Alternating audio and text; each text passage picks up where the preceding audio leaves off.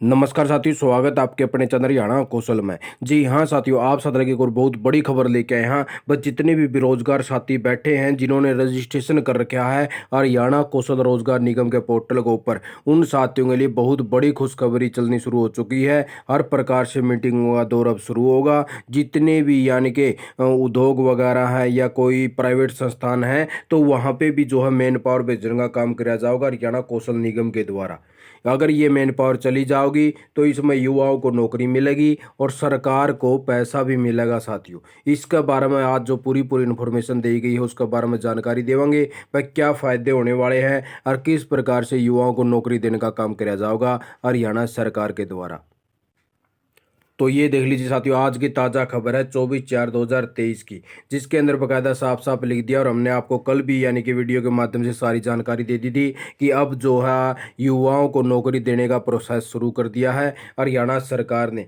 कल जो है उद्योगपतियों से संवाद करने वाले हैं सीएम साहब, क्योंकि आज तो उनका बिजी शेड्यूल रहेगा, क्योंकि अपनी जो राष्ट्रपति हैं द्रौपदी मुर्मू जी, तो वो आज यानी कि हिसार के अंदर पहुंच रही हैं साथियों। तो यानी कि कल ये जो है मीटिंग रखी गई है कि कौशल निगम में युवाओं की नियुक्ति के लिए वह कल जो है उद्योगपतियों से संवाद करेंगे सीएम साहब। और सरकार के पास नौकरी के आंकड़े होंगे तो उद्योगों से लिया जाएगा यानी कि सर्विस चार्ज।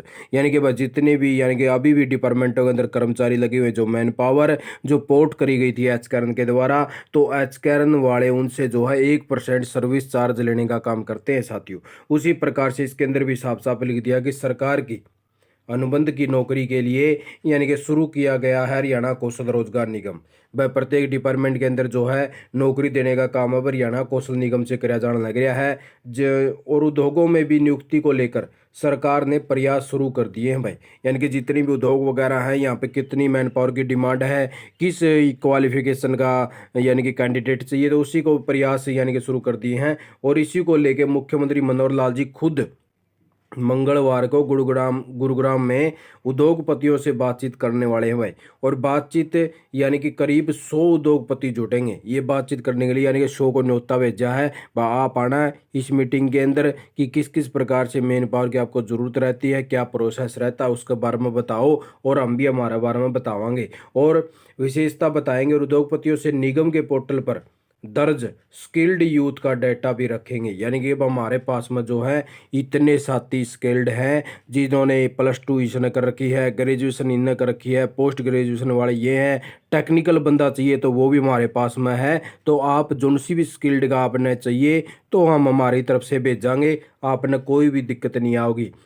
और ज़रूरत होगी तो वहाँ पर निगम के जरिए युवाओं की नियुक्ति कराई जाएगी। और सरकार का मानना है कि निगम के जरिए नियुक्ति होने पर उद्योगपतियों से जो है विश्वास भी बनेगा और युवाओं को रोजगार भी मिलेगा। यानी कि वह जो मैन पावर इनके पास में रखी गई है उसकी पुलिस रिपोर्ट अलग से करवानी पड़ेगी, अलग से ईपीएफ ईएसआईसी का डाटा अलग से रहेगा। यानी कि विश्वास पात्र जो है मैन पावर भेजने का काम करेगा हरियाणा कौशल निगम। और उद्योगपतियों में और एचकेआरएन में और युवाओं में जो है विश्वास का एक कारण बन जाएगा साथियों। उस मैन पावर की उसकी दिक्कत नहीं आओगी जो भी उद्योगपति उसने लगा होगा।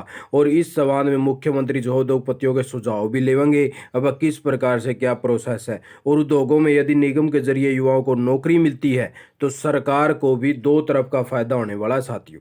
ठीक है, दो तरफ का क्या फायदा होगा कि एक तो उसके पास में जो है रोजगार गिनाने का आंकड़ा होगा, भाई हमने इतने रोजगार लगा दिए हैं, इतने उद्योगों में भेज दिए हैं। अब जैसे पीछे से आपने देखा होगा कि मुख्यमंत्री साहब के द्वारा जो है 5600 बता दिए गए हैं कि 5600 को हमने ज्वाइनिंग दे दी है एचकेआरएन के द्वारा, जो नई पोस्ट निकाली गई थी। ठीक है साथियों, और जो पोर्ट करे गए हैं वो 1 लाख+ कैंडिडेट हो चुके हैं जो एचकेआरएन में फिलहाल नौकरी कर रहे हैं, जो पहले डिपार्टमेंटों के अंदर लगे हुए थे।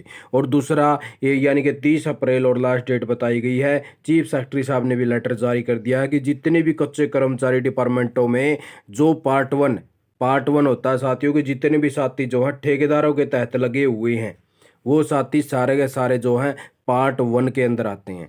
और पार्ट 2 में वो कर्मचारी आते हैं जो साथी डिपार्टमेंट के द्वारा हायर करे जावे हैं साथियों, वो पार्ट 2 में आवे हैं। पार्ट 1 वाले वो साथी है जो कच्चे कर्मचारी ठेकेदारों के तहत लगे हुए हैं। तो उन सभी साथियों का डाटा जो है एचकरण में पोर्ट करने के भी निर्देश जारी करे गए हैं। जिसकी यानी कि कैंडिडेट की ज़्यादा ज़रूरत हो तो उन साथियों को पोर्ट करने का काम किया जाएगा जो डिपार्टमेंटों के अंदर अभी जिसकी PPPPID में अपडेट कर रखा डाटा साथियों। और उसके बाद में दूसरी तरफ उनके जो वेतन 2 प्रकार के फायदे गिनाए गए थे साथियों, इस प्रकार से गिनाए गए। एक तो आंकड़ा होगा रोजगार का, दूसरी तरफ से वेतन मिलने वाले 1% जो सर्विस चार्ज है उससे भी जो है आय बढ़ेगी विभाग की, यानी कि जो हरियाणा कौशल निगम है उसके अंदर जमा होता रहेगा। और निगम के नियमों में भी उद्योगों में 1% सर्विस चार्ज का प्रावधान है। इसको भी हो सके से हरियाणा सरकार जो है कम कर दे, क्योंकि उद्योगों के अंदर जो है जितना भी रोजगार ज़्यादा दिया जाए उतना सरकार को बेनिफिट होगा।